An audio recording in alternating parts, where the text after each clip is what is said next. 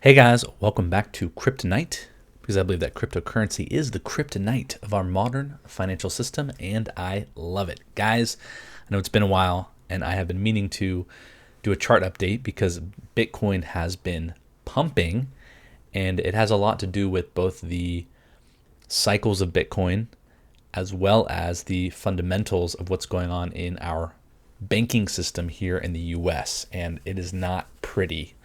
Not pretty at all. Before I get into the charts, let me just do a little explanation of my understanding of what's going on with our banking system. So basically, where do we start? We start with the fact that banks in the US are on what's called a fractional reserve system, meaning you and I put our money into the bank. The bank takes a lot of our money, probably 75% plus. I'm not sure the exact number of how much they keep in the bank. They take most of our money, 75%, and they go do stuff with it because they can make money off money, right? If you have enough money, you can make money off of it, right? That's why if you're really rich, it's really easy to put your money in funds that get you, 2 to 7% or something, and that's passive income, right? Treasuries, bonds, things like that. So the bank says, okay, Tim, whoever else, thank you for giving me your money. Thank you for trusting me with your money. I'm going to go buy some bonds or some treasuries because I can get, 1 to 2% yield, and I can make money off your money. And then in return of me using your money to make me more money, you get the safety of a bank, and, it's FDI insured, anything up to 250,000. We're going to reimburse you, and you can withdraw and deposit whenever you want. And, everything that goes along with having a bank, right? You can have your paycheck deposited into your bank. You can, send money to other banks. You can have your credit card and then deduct it from your bank, or even have your debit card, take it right from your bank account, right? There's, it's pretty useful to have a bank account, right? Most people do typically. The problem with that, though, is right now these banks are basically screwed because they bought long-term assets with your and I's money that now, due to what the Federal Reserve has been doing with the raising of interest rates, they've basically completely screwed over those banks. And here's the funny part. And, the Federal Reserve told the banks basically, hey, look, we're not going to raise interest rates. Basically encouraged the banks to go do this, right, and buy these long-term assets for a small yield. And then the Fed flipped and then started raising interest rates. So was this from the beginning what the Federal Reserve was wanting to do? Let's basically screw over our banking system. And obviously you could say, Tim, conspiracy theorist, but I do believe there is certain people in power who would like to see the current system be destroyed, and not for a better something like Bitcoin or crypto, but for more control, right? Because if our banking system goes bust, the government's going to be like, guys, check it out. No worries. We have this new currency called a central bank digital currency that's run on our own private blockchain, and we're just going to use that instead of the US dollar. We're going to turn it digital, and everyone's going to be like, "Oh, government, thank you so much. Like, wow.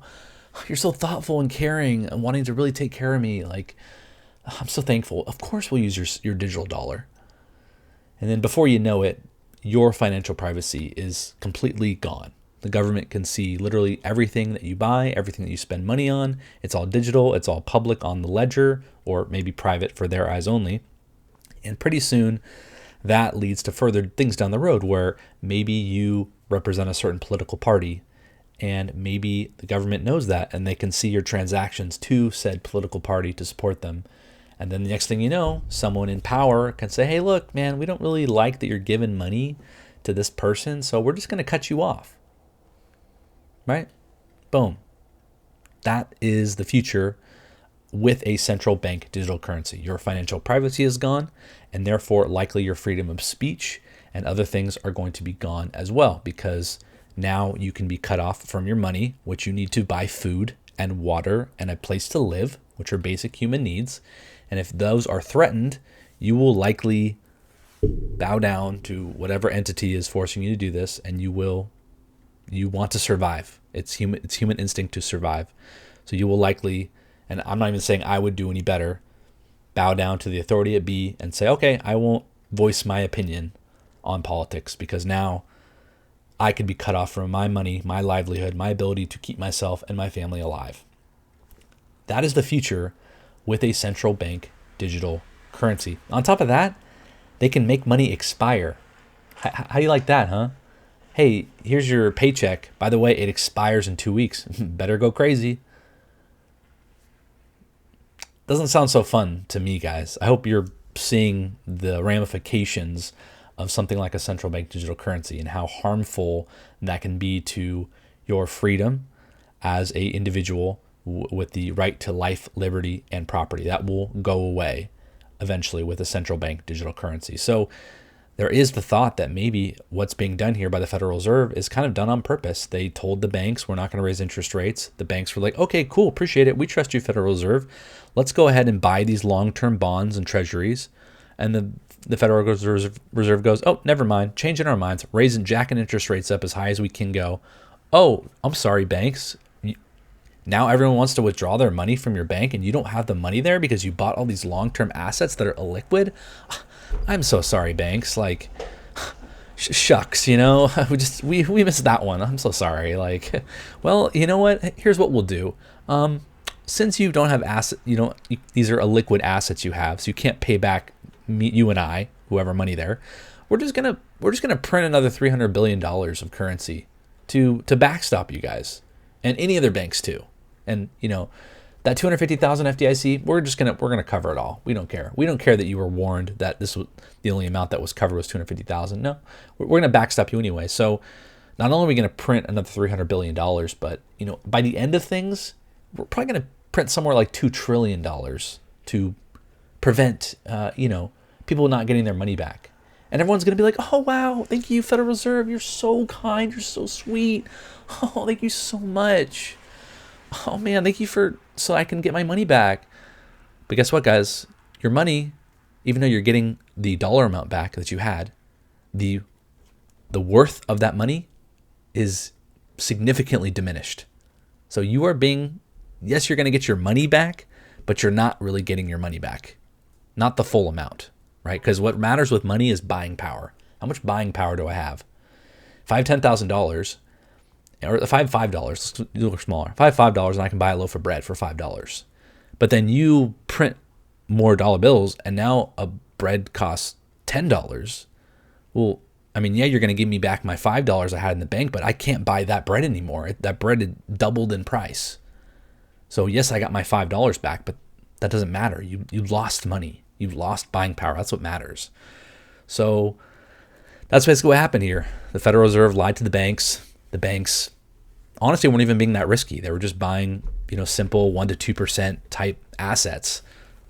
And then the Federal Reserve screwed them over, raised interest rates, basically bankrupted them. Now they're using that as an excuse to say, okay, we're now printing a bunch more currency, which doesn't do anything for the average American, guys. Printing money only makes the divide of wealth wider. Okay, because everyone who has assets like equity or housing or precious metals or cryptocurrencies, if you are wealthy enough to own those assets already, well, those assets are going to balloon up because those are inflation hedges. And guess what, guys? If you don't own any of those assets and you just own cash, yeah, your buying power, gone. You're losing money by the day as this money's going to get printed. So again, 50% of Americans don't own assets to hedge against inflation. So we're really making the poor even poorer and the rich even richer, which is kind of like the opposite of what we're trying to do, right? We want there to be a strong middle class. We want a majority of the people to hold a majority of the money, have a few rich, a few poor. That would be an ideal society. I believe we kind of had that early 19th century. It is now with the government, getting off the gold standard in the 70s and now printing money off the wazoo. Guess what, guys? That divide is now expanding because everyone who is rich getting richer. They have the assets. Everyone that was poor didn't have assets, getting poorer. Our wages are not keeping up with inflation. I'm sorry to say, guys, you better start looking for a better paying job like pronto. You better start, negotiating with your employers and saying, look, inflation is about to go through the roof. You better up my pay another 5 to 10,000 a year to make up for the loss of buying power. So I urge you, American citizen, A, get these people out of office. That's number one. B, look for a job that pays more. Look to cut costs, because your money's not going to go as far. It's just not. And just be warned that the banks, you're going to get your money back, but you need to be hedged. You need to own assets. You need to be educated financially so that you can own things to hedge against this inflation, this loss of your money, this theft that's occurring. Your money, your buying power is being stolen away. Okay? So I had to just share that first with you. So the looks like the Federal Reserve, and you can already see on their balance sheet, you see a big spike because they printed $300 billion to backstop the banks. There's probably more coming. So get ready for inflation to hyperinflation, gas going up, food going up, housing going up. It's all going to go up. So just be prepared. Hedge your bets. Look for a better job. Try to keep the job you have now, especially. Don't be quitting anytime soon. That's for sure. You're going to need that money, and you're going to need it to support your family. So I am not a happy person. I don't love going to work every day knowing that the money that I made yesterday is going to be worth less than the money I make today, and my wage has stayed exactly the same, but I'm working just as hard, but my money's going to be worth less now. So that's why I invest in Bitcoin right here. One of the pretty much the coolest technologies we've ever seen. We have an asset that literally has 21 million Bitcoin, never will be printed more. There's no central authority to say, let's print more Bitcoin. If you ever wanted to hack the system, good luck. You'd have to harness more than half the world's energy to create a rig to where you can even attempt that. So good luck. I would also recommend, housing is a great option. I wish I had housing right now, but, is what it is. I've chosen crypto more over, housing. So Bitcoin, Ethereum are definitely the two main picks you want to go with, the safest routes. And then everything else is pretty risky. You just gotta, ADA I think is pretty solid. Again, it's not financial advice. I'm not a financial advisor. Do your own research, get educated. You need it now more than ever. Unfortunately, our education system for the average American is just terrible. There's many people that don't even know what inflation is. They don't even know what that term means. So, and those people are going to be hurt the most by what's going on. So be prepared, guys. Tough times ahead. Now, if you're a Bitcoin holder, like myself, it could be good times ahead, or at least you're keeping up with the loss of your buying power elsewhere, right? I've still got cash. That's going to lose buying power, but at least I have something, cryptocurrencies that are going to rise in value, and so I can at least break even, and hopefully hit on a couple of these lower end cryptos, and maybe I'll actually make a profit at the end of the day. All right, let's take a look at the Bitcoin chart here. As always, guys, we're starting off with the long-term time frame. As we can see, we've had this downwards, trend line, be respected, and we broke through that. Technically, it's kind of worked out perfectly. We broke through it, came back, retested it perfectly, as well as, I guess I just put that there because that's, kind of aligns with the previous all-time high, just general area. And we got our move up, and we currently had our first. See if I can draw this right here. Where's my little, I like using the little drawing tool. Yeah, the brush, I like this. So right here is our first little, hey, get out of here. Our first little higher high, right? Lower high, lower low, lower low, lower low. Hey, look, higher low. That is a change in market structure. That could very well be the first up move in this. Now, getting away from the fundamentals, we have to remember the Bitcoin cycle, right? It's very common. We get a rise up, usually the year before the halving, where the amount of Bitcoin that's mined gets cut in half. Big rise during the 2 years between the next kind of halving. That's when we get our decline. It's happened multiple times before. And then again, the halving takes place, and then the next bull move, same thing. We come up here, we peak, we come down. Now we're getting close to the next halving, and as you can see, we're already starting to make that move back up and continue the progression of the cycle of Bitcoin. So not only do we have the cycle of Bitcoin lining up perfectly, guys, history doesn't repeat, but it rhymes. It rhymes. It's rhyming right now. And then we have the fundamentals going on with the banking system. Kind of funny how it has worked out so perfectly that those things are aligning. Kind of makes you wonder who's in charge. So I'm excited, guys. And what's cool, if you look back at my previous videos, I actually predicted this last low here during this consolidation period here between, let's say, August of last year and September. I was saying I thought we were going to get one more move down. You can go back to my other videos and you can watch those videos and you can see I predicted this. I said we'd get one more move down in that, $14,000 to $15,000 range. We did. We got that move down. I was able to get in a buy order down there. And then we W'd out, and now we're finding support again here with a nice hammer candle and a nice big green candle on the weekly chart. So it looks like I was right. I kind of predicted the bottom, essentially, with saying I thought one more move down, and that was it. So I never thought I was going to get to 14. That just seemed way too crazy to me. And again, it definitely could have, but with the bank printing, I mean, again, Bitcoin is like the inverse of inflation. When inflation goes up, Bitcoin goes up because it's just exactly that. It's that hedge. So it's kind of, even if it didn't want to move, the banks are forcing it, or not the banks, but the Federal Reserve is forcing it to move because they're printing money. Nowhere to go but up.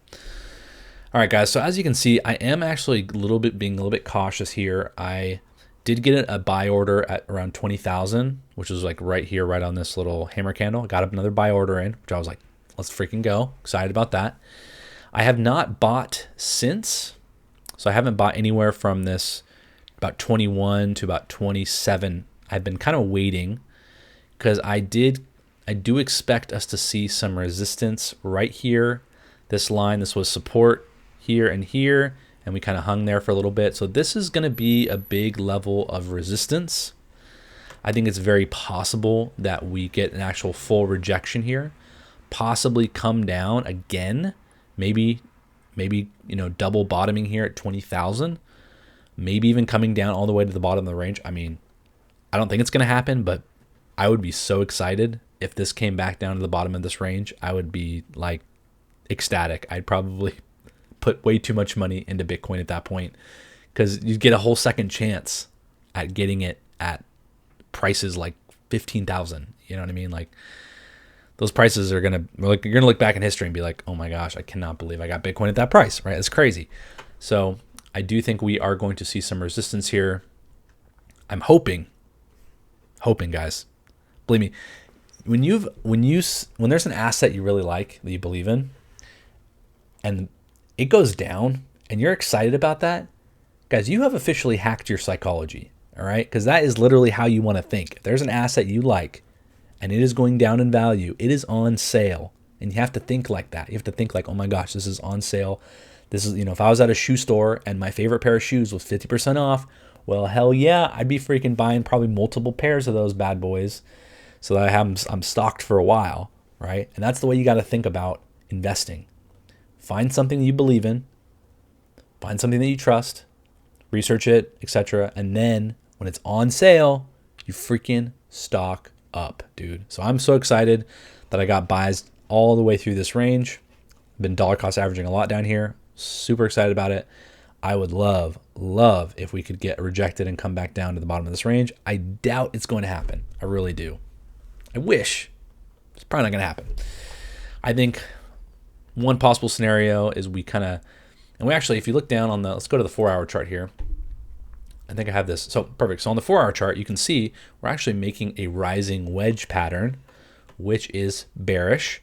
And it's, kind of aligning with my resistance box right here. So potentially if this breaks out, and usually rising wedges break to the downside, then we could see a price target coming all the way back down around 24,000. If it did come down there, I probably would get another buy order in at 24. Because again, there's no guarantee that it ever really comes back down to 20,000. I would definitely be looking for a buy, right? And again, this is investing. This is not trading. I'm not saying I would put in a trade there. I'm saying it's a good buying point to dollar cost average, which is how you want to do it when it comes to investing, right? You have your trading account, that's separate. You have your dollar cost average investing account. Those are two completely separate things, okay? So as far as my investing account, if we came down to 24, I would probably snag another bit of Bitcoin at that price in hopes it would still come down a little bit further. So I'm going to be watching that now as a trader. Oh, I might trade. Oh gosh, what's happening? I want to delete this. Can I just delete it? Delete, there we go. As a trader, I might look to potentially, if this comes up here and, if this comes up here and then shows weakness here at this resistance line and then gives me, maybe some sort of signal, maybe it's a hammer candle, maybe it's a 3-line strike, something like that, I might consider actually jumping in to a short position, kind of on the shorter time frames, right? Using this resistance box as kind of my area where I would, have my stop loss and then see, maybe target. I could target all the way to the bottom. I probably wouldn't. I'd probably have a couple. I'd probably buy a little bit or maybe sell a little bit there, a little bit there. It doesn't always come all the way back down to the bottom, but I think this is a good point to start looking for short positions because I do think we're going to hold up here and or get rejected for a time. As you can see, we are printing a big bearish divergence on the RSI, making a higher high in the price action, a big lower high in the RSI. Typically that means that it doesn't guarantee we're coming back down. It just means that we're usually going to cool off, that it's likely that we're going to get some either sideways or a bit of a retracement.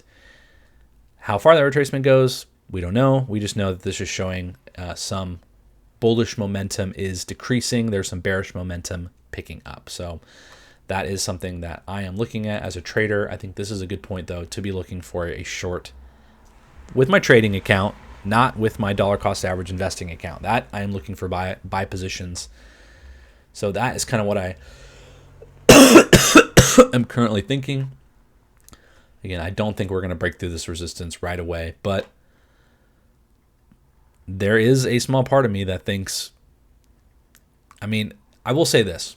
The situation with the Federal Reserve is not quite the same during COVID, right? During COVID, they just printed gobs of money. This is why Bitcoin shot up, like this was like COVID down here and then just boom, right? Because they printed freaking 40% of our entire money supply, like boom, like almost doubled our money supply in like a year, right? And that's why we got just this massive rocket, okay?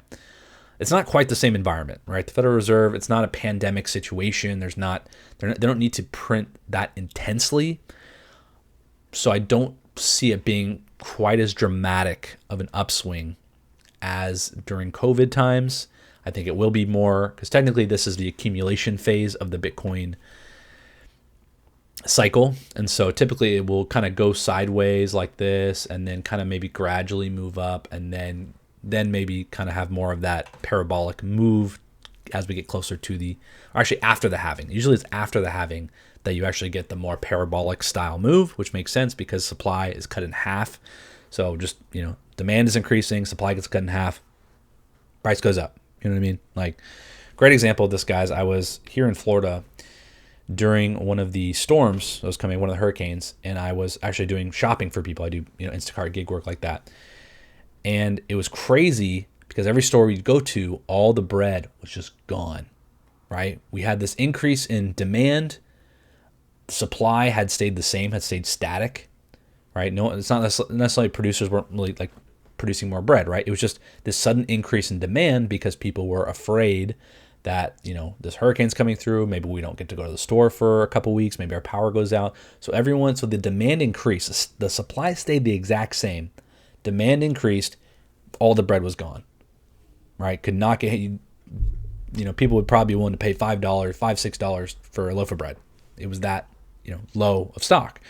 And when I saw that happen, it just reminded me, this is supply and demand, and this is what's going to happen with the Bitcoin halving, except it's going to be doubled because not only do you have a decrease in supply, right? In this scenario, I talked about the hurricane, we had the supply stayed the same. Supply did not change. It was not cut in half. Supply stayed the same. Demand increased.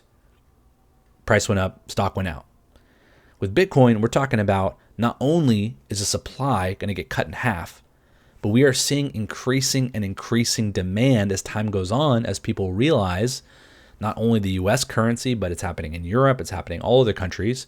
Their currencies are being debased by printing. And so people, are realizing we have to hedge against this, or else we're going to be completely printed out of our wealth. You're going to be completely printed out of being able to afford basic items, right? This is going to bankrupt you. So you have to hedge. You need a hedge to survive, right?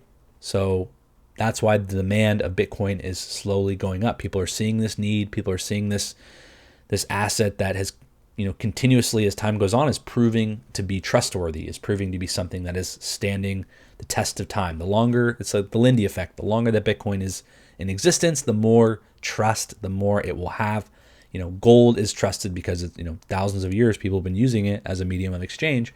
It's gained a lot of trust. Bitcoin is very new. It's only 14, 15 years old, very young. So a lot of people still don't trust it. They still don't see it as something that is like gold that's stood the test of time, thousands of years, right? So that's understandable. And so if you're in on this early, then you might be onto something huge, right? If Bitcoin's still around thousands of years from now, which it very well could be, then you can say you got in the first 15 years of it, right? That's crazy. That's absolutely insane to think about.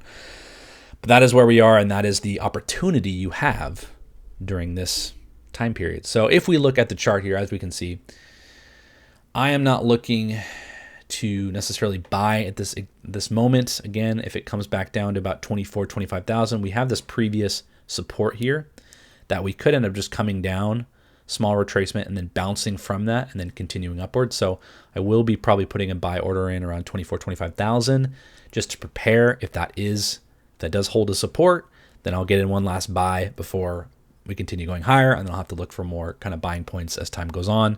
If we ever break above this 30K range, I would definitely wait for it to come back down to retest it before potentially putting in another buy, etc. So always looking to buy on those retracements. And anytime we get a nice big red candle, it's a good time to buy. If you believe in the asset, you got to believe in it. If you don't believe in Bitcoin, don't buy Bitcoin, right? Do some research on it first. So if we look down, let's look at the lower time frames here, see if we can get anything. I mean, everything, like I said, I think we see. Oh, okay. So we see that volume is steadily decreasing, and that's typical, right? If you get a pattern like this, you want to see the volume steadily decrease. And it's also, as you can see, the price is rising, volume going down. Again, that's another sign of weakness in the price. So I think there is a good chance with this being just a huge resistance level, with this bearish pattern, I think this is definitely, and you have the volume now diminishing as we go up into the pattern. You have the RSI printing a bearish divergence. I think there's a lot here to be said that it's time to look for some scalp short positions with our trading accounts, not with our main accounts. Now, if we look at the weekly chart here, I just want to show you that the super trend, one of the indicators here, has actually flashed green. As you can see in the past, we had the super trend go red right here and took us all the way down. There are some times this isn't a great signal. Look at right here, we got a green push up, but we did get some we did get some more price movement from that. Once the super trend switched, it switched right here. So we still actually got a good another 15,000, 10,000, $12,000, $13,000 move from that super trend there. So this is a fairly powerful indicator. Look at this super trend right here at our last end of the bear cycle right here, and then boom. So the super trend is changed. This could mean that we are now officially in the bull run. I was looking at the CVD indicator to see if it was giving me any signs of weakness. I will say that this does look a little weak here because you've got a high and a much, look at this angle on this one, and then look at this just slight upwards angle on the CVD. So that's a little bit bearish, and I think it's a lot of our signals right now, I feel like are saying, hey, look, it's great. We had this awesome move. Look at this freaking giant weekly candle. This is great. We had a nice hammer candle here from right under 20,000, which is like our major support level. maybe it's time to cool off for a bit. Maybe it's time to come back, retest our previous highs around 24.25 before continuing onward. I think that's what the signals are showing me. That's what I'm prepared for, not only with possibly taking a short here, but also maybe taking a long if this support here gets retested and shown to become support instead of resistance. Now, one chart we're always looking at, make sure I showed you everything I wanted to see here. I think here I was showing that we haven't seen that ribbon flip. It looks like it's starting to want to flip bullish, which would be an awesome indicator there. I don't think I had anything else major to show as far as those. Yeah, so you see the short term, right? That's what we're looking at. We're looking for this potential trade. And I wanted to show you guys the dollar currency index. Where are you, dollar currency index? There you are. So let's see if I can find, I had a good one that was kind of like nicely built out. And we'll see if I can find it. Dang it, guys. I know I had one that was built out somewhere. Maybe it's one of these for sure. Nope, not that one. All right, this has got to be it. Come on, please be it. Please be it. I had one, guys, that was completely built out. I had levels and everything. I'll just have to do it on the fly. All right. So weekly currency index here. As you can see, we have previous support or previous resistance right here at the top of this level here. And so we are still kind of fighting with that level. Again, we did get that super trend turning negative on the weekly for the dollar. And it did, I mean, just makes sense from a fundamental standpoint. So the dollar currency isn't giving us too many. Let's see if the RSI on the dollar currency will give us any more of an indication of what's going on here. Move down, move down. Nothing, not seeing anything too significant here that would say, hey, we're at a big support level or anything like that. I mean, if you're looking real long term, I mean, maybe you could say, look, we've got, no, nothing really. As you can see, we had those divergences going into this upswing here. Divergence, divergence, divergence, and boom, collapse. So those divergences, you get a couple of those in a row. In the oversold territory, that can be pretty brutal. There's one other chart I wanted to show you guys that I must have not busted it out because it has the stochastic and the regular RSI are both in oversold territory, which is another signal that we might be due for a nice healthy retracement from this bullish price action, because you can't go up forever. I think that's all I got for you guys, though. I didn't really drop anything on Ethereum yet. I do have some Ethereum holdings, that's for sure. Let's see if we can pull up anything on the fly here. Do got a bit of a triangle forming, looks like, on ETH. Looks like it's wanting to break out a little bit there. Definitely broke from our previous trend. Yep, nicely done there. Boom, broke out, very much like Bitcoin, came up. I mean, Ethereum kind of tracks Bitcoin a lot. It's not really too much different. A little more upside, though, if you want to invest in that. I've been thinking lately about trying to maybe when I do my buys, split it between Bitcoin and Ethereum, just because Ethereum does have more upside, whereas Bitcoin, if it doubles, you get 2 extra money, but, I mean, it's not going to be like doing crazy things. Yeah, I think that's all I got for you guys. I don't want to waste your time. That's all I had prepared for you. So that is it, guys. So again, make sure, what are you doing, right? Are you saving cash? Are you at least getting like a return on your cash? I mean, even if a lot of bank accounts right now are offering 4 to 5% return. And so it's like, hey, look, being in cash sucks. I'd rather be in Bitcoin, but everyone needs to have cash on hand to pay rent, to pay bills. You can't just have everything in Bitcoin, right? Not yet. Maybe one day. So if you can get your cash, at least in a bank account, where you're at least getting 4 to 5%, I mean, you're at least keeping some of your buying power. It's not going to be much, but you're keeping something. And then that's money that and then just try to, not financial advice, not financial advisor, but definitely I would be looking into different stocks that you believe in the companies. cryptocurrencies that you believe in, housing. If you've never bought a home before, you can get the first time buyer program, which means you only have to put like 1% down, right? First time buyer program, something they never teach us in schools. I didn't know till I was like almost 30 that, oh my gosh, if I would have just like, all I had to do was put down 1% and I would have been a homeowner like 10 years ago. I probably would have done that because I had the money and I had a more stable job.